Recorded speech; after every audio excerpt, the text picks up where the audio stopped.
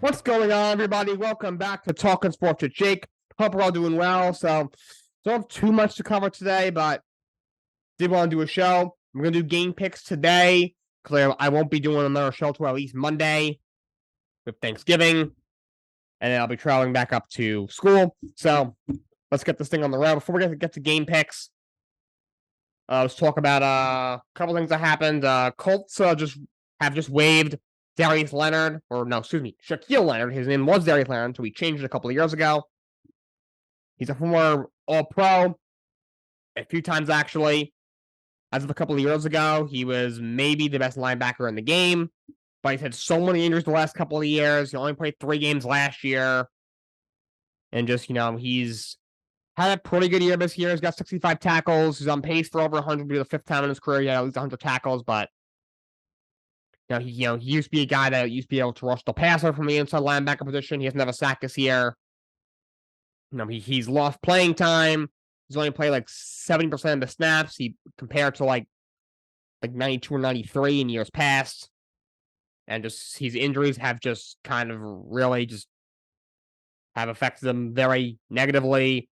He's just not the same player anymore, unfortunately. So, and he's making a lot of money. He was due almost $60 million this year.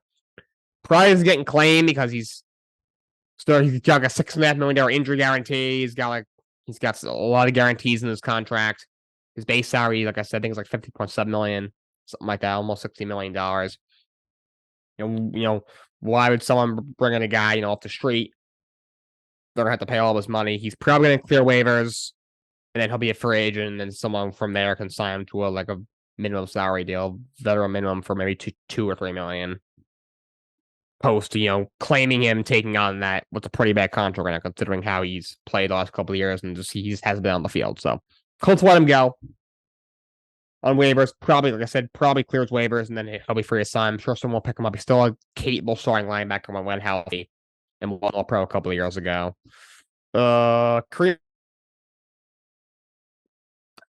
Hit against Josh Dobbs, the Vikings quarterback. Look, the NFL, I admit, is a little soft with the player safety stuff, but he led with his head, kind of hit Dobbs from looked like the chin area.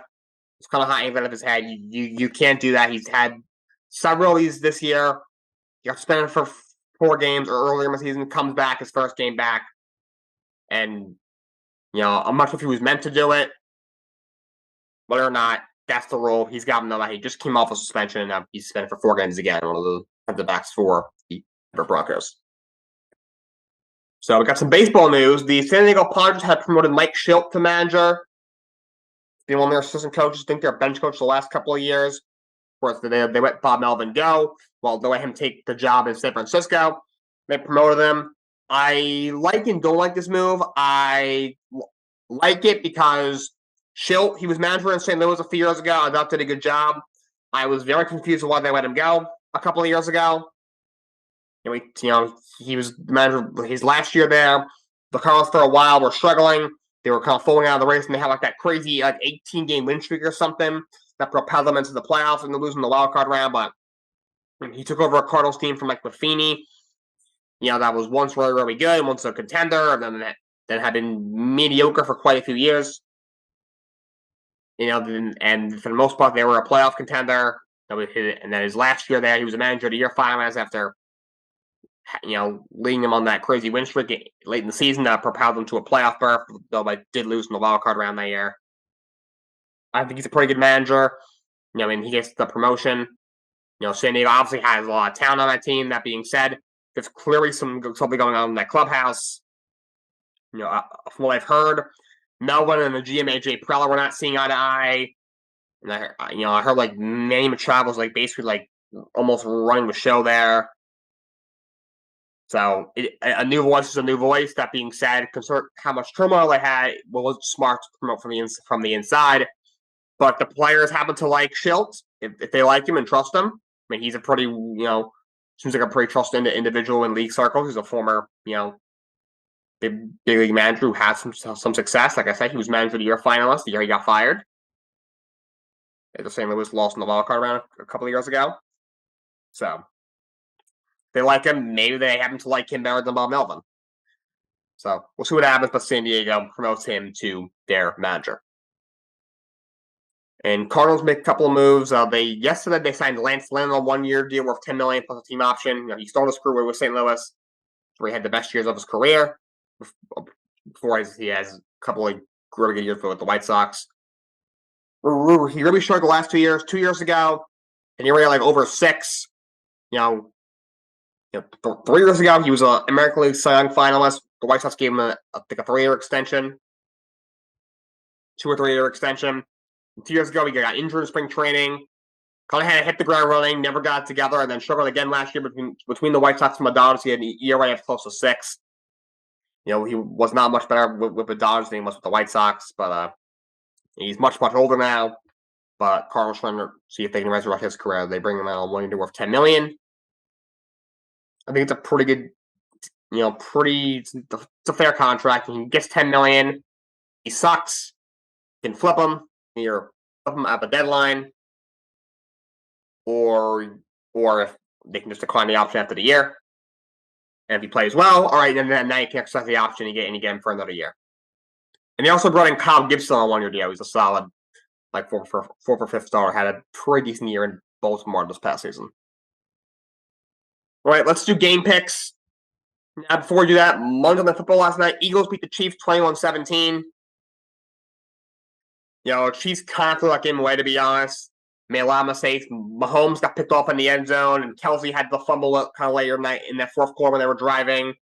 The ball was scaling. Oh, God, how do you drop that ball?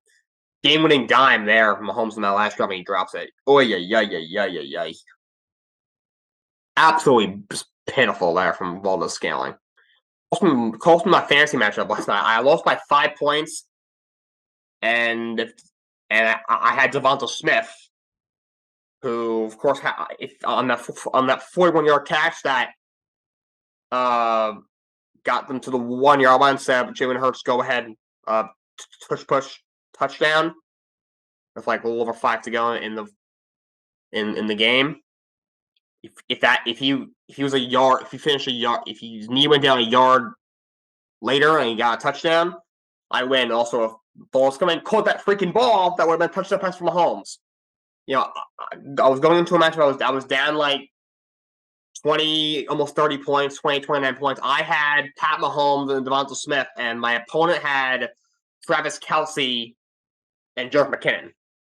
Whenever Mahomes would complete a pass to Kelce, it actually would almost hurt me because obviously Kelce gets a point for the catch, and then he gets, if he gets 20 yards, another 2 points. But Mahomes for 20 yards only gets a point, and then he gets. So, although I'd be getting about a point, my opponent will be getting 3. And of course, that's obviously his main target. So, it's a shame, but what are you gonna do? Yeah, Chiefs can't throw that game away. But Eagles sneak past them in the Super Bowl rematch. They get to 9-1. Chiefs go 7-3. All right, let's do the game picks now. We'll start with college football as we inch close to the college football playoff. We have Thursday Night Football in college. So on Thanksgiving, number 13 Ole Miss will be playing Mississippi State. I definitely got Ole Miss. They've been very good this year. Came to rank 13th in the country. The college football playoff rankings, of course, come out tonight. Right as I'm filming it, it's 3:45 Eastern time. So by the time I'm filming this, in about a few hours, college football playoff rankings come out. It should be out before you on YouTube. Before you guys should be seeing it before they actually come out. And then number 14, Oklahoma playing TCU. I'm going to take Oklahoma. TCU is not very good, not the same team. I was in the national championship last year. I'm going to take Oklahoma. Have number 16 Iowa against Nebraska. I'm going to take Iowa. Nebraska, they've been kind of okay this year. I'm not expecting Merrill to turn that program around in year one. They've had some bad losses this year. Iowa also can't score. Well, their offense is obviously terrible, but they're very good defensively. So I'll take Iowa to sneak by. I was actually favored by 2.5, which is kind of a surprise considering Iowa's 16th in the country. UTSA against Tulane, taking Tulane. They've been really good this year. UTC hasn't been bad. I mean, they play in the American Athletic Conference. It's not a great conference, but Tulane's been very good this last 2 years. I'll take Tulane. Number 9, Missouri against Arkansas. I'll take Missouri. Arkansas is terrible. Texas Tech against number 7, Texas. I will take the Texas Longhorns. Number 12, Penn State. But all these games now are on Friday, outside of the Ole Miss game. The other games are coming up in just a moment. Number 12, Penn State against Michigan State. Penn State's going to blow them out. Michigan State's a dumpster fire on and off the field. Definitely got Penn State. And number 11, Oregon State against number 6, Oregon. I am going to take the Oregon Ducks in that one. I'm going to say come off a loss to Washington. I'll take Oregon. We're going to try and see if they can sneak into 4th spot in the college football playoff. All right, now the Saturday games. And here we are. Ohio State, Michigan. One of the best rivalries in college football and all sports. Ohio State coming in ranked 2nd. Michigan coming in ranked 3rd. Ohio State for a while had Michigan's number, but the last 2 years, Michigan's had Ohio State's number. But Michigan does not have their head coach, Jim Harbaugh. Of course, is suspended for that whole sign stealing scandal. So who am I taking this game? I'm actually going to take Michigan. I know Harbaugh isn't there. Without him, if they snuck past Penn State, didn't have much of a problem against Maryland. I mean, Maryland also sucks. And Penn State can't score. I mean, their offensive coordinator got fired right after that game. I'm going to take Michigan because I don't trust Ryan Day. And Michigan's had our number the last couple of years. They're built to win in the Big Ten. Don't think coaching is that important. The interim coach has held it down, enough. So I'll take the Michigan Wolverines. Kentucky against number 10, Louisville. I'll take Louisville. Kentucky's been much better. It's been better than what they usually are this year, but Louisville's also been really good this year. So I'll take Louisville. Can we Louisville football's in the top 10? That's crazy. Texas A&M against number 15, LSU. I'll take the LSU Tigers. Jaden Daniels had a phenomenal year, going for over 3,500 yards. 36 touchdowns against 4 picks. He also ran for over 1,000 yards and 10 touchdowns. He's got over 4,500 total yards, not 4,600 total yards, and 46 total touchdowns against 4 picks. He's a Heisman candidate. I think will be an earlier round pick in this year's draft. He declares. I'll take LSU. Colorado against number 22, Utah. I'll take Utah. Colorado. I love Deion. And Shador Sanders have been phenomenal this year. Thrown for over 3,200 yards, 27 touchdowns against just 3 picks. But the team is horrible. The offensive line is pitiful. The defense is horrible. And Deion has some work to do himself, so I'll take Utah for sure. Number 8, Alabama against Auburn in the Iron Bowl. I'm taking Alabama. Auburn is not very good. Number 17, Arizona against Arizona State. I'll take Arizona. Arizona State is pitiful. Vanderbilt against number 18, Tennessee. Okay, that's not even fair. Vanderbilt's atrocious. I'll take Tennessee. BYU against number 23, Oklahoma State. I'll take OK State. Got Washington State against number 5, Washington. This is the week where you have all the rivalries. I'm going to take Washington, who's really good. I think they'll end up being the 4th team in. I do think they'll be in the college football playoff. You'll have number 4, Florida State against Florida. So Florida just lost their quarterback, Jordan Travis, who's a Heisman candidate and a potential earlier round draft pick in this year's draft. First season, he broke his leg. I'm still taking Florida State just based off the merit that Florida is awful. Number 19, Notre Dame against Stanford. That's a rivalry game just geographically. I'm taking Notre Dame. Stanford sucks. Have number 1, Georgia against Georgia Tech. Georgia's going to destroy them. Won't even be close. I think they still win the national championship this year. Number 25, Kansas against Cincinnati. I'll take Kansas. Number 20, North Carolina against NC State. I'll take North Carolina. And Iowa State against number 21, Kansas State. I will take Kansas State. Those are the game picks for college football. NFL.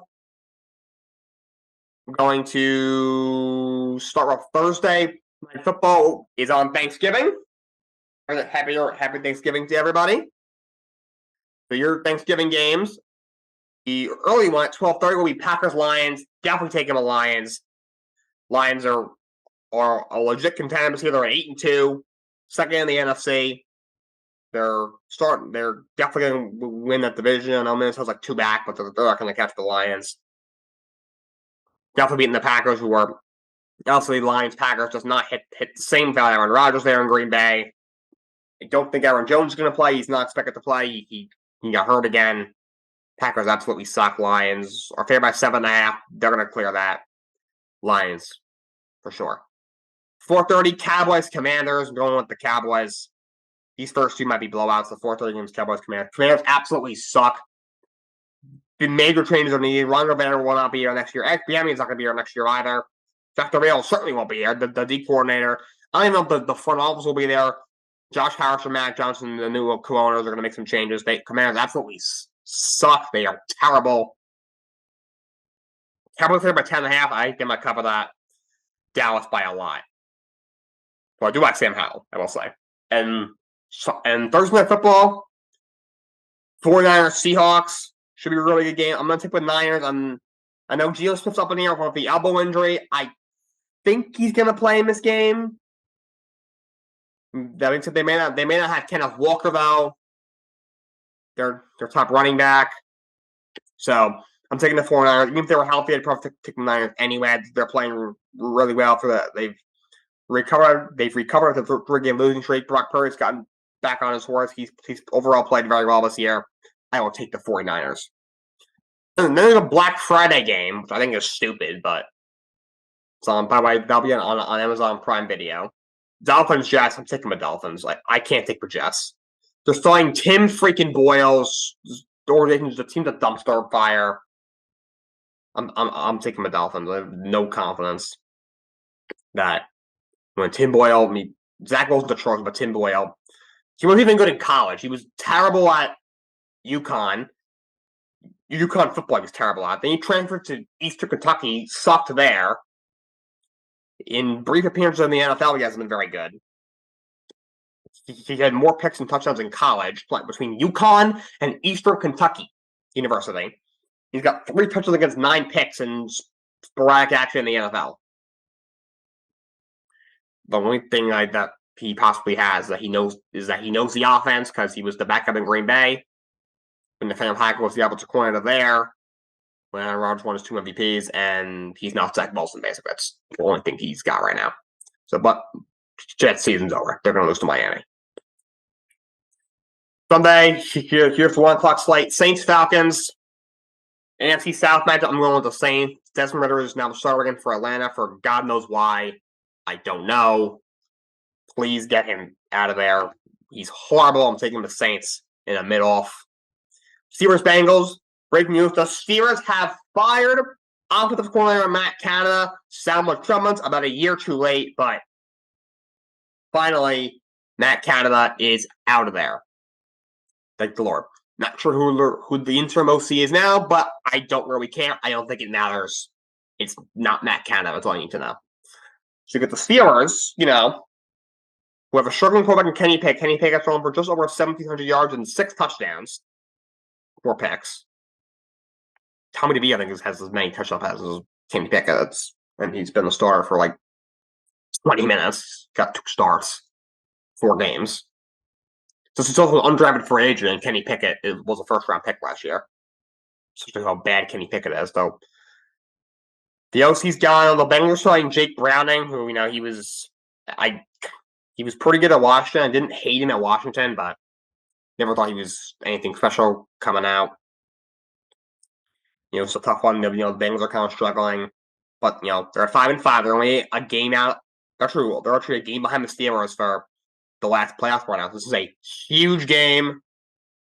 AFC North rivalry. I'm actually going to take Pittsburgh. How they're 6-4, it's mind-blowing, but I don't trust Jake Browning at all. TJ Watt's going to eat him alive. I'll take Pittsburgh to sneak by, which will be a very close game. Panthers-Titans, that's going to be a god-awful game. I'll take the Titans. Bryce Young, he's really struggling. That offensive line in Carolina is awful. They can't stop anybody. I'll take the Carolina, the Tennessee Titans in that one. Colts, another really bad game. I'll take the Colts, who not been bad. They're at 5-5, actually only a game out of the playoffs. Baker Mayfield is freaking terrible. He's awful. The Bucs defense, they're very good against the run, but their secondary's been really, really bad this year.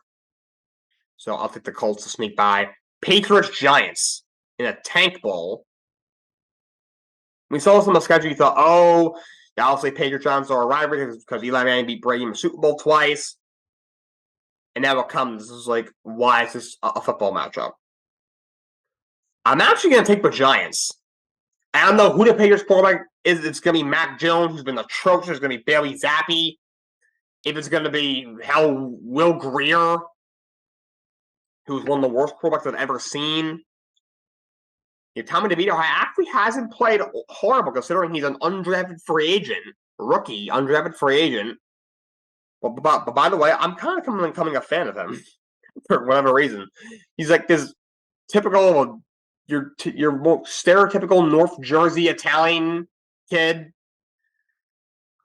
And, he still lives at home with his mom. His mom still makes his bed and makes him chicken covers for dinner every night. And you look at it, you saw his family. They're the most Italian North Jersey family I've ever seen in my life. And I love everything about it. I don't know why. I don't have any allegiance to Tommy DeVito. I'm not his second cousin's mother isn't isn't my agent or anything. I don't have an agent. Trust me, I definitely don't. But for that reason, I really, really like him. I do want to shout out Justin. Of course, been on my show many times. We do podcasts together. He's not a Tommy DeVito fan just because Tommy DeVito went to Justin's rival high school, I believe.